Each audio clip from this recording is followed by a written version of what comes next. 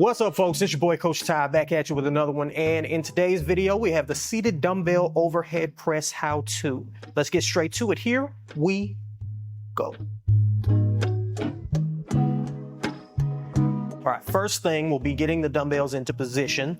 Once the dumbbells start getting a little heavy on you, you're gonna wanna use your legs and rock the dumbbells up into position. Also, when the dumbbells start getting a little heavy, it can be hard to initiate that very first rep. So what I like to do is initiate a little bit of a bounce before pressing the dumbbells all the way up overhead.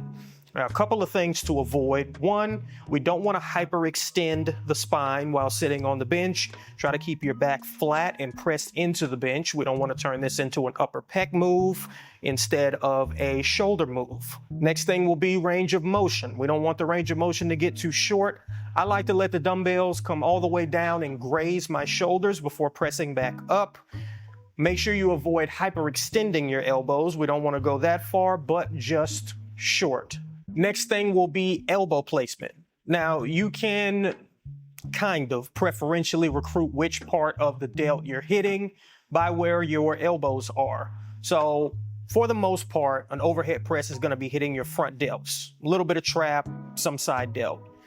If you want this to be totally front delts, tuck your elbows all the way in, and you're going to turn this into essentially a front raise with your elbows extending and flexing. If you want to get the side delts more involved, flare the elbows all the way out to the side. However, I do think a lateral raise would be a better option if the lateral delt is what you're trying to hit.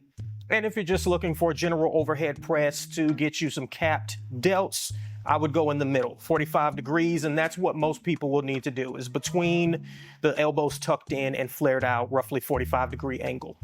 And that's it, folks. Short and sweet. That's how you can nail the form, and a couple of tips and tricks to recruit the part of the shoulder that you might want to recruit.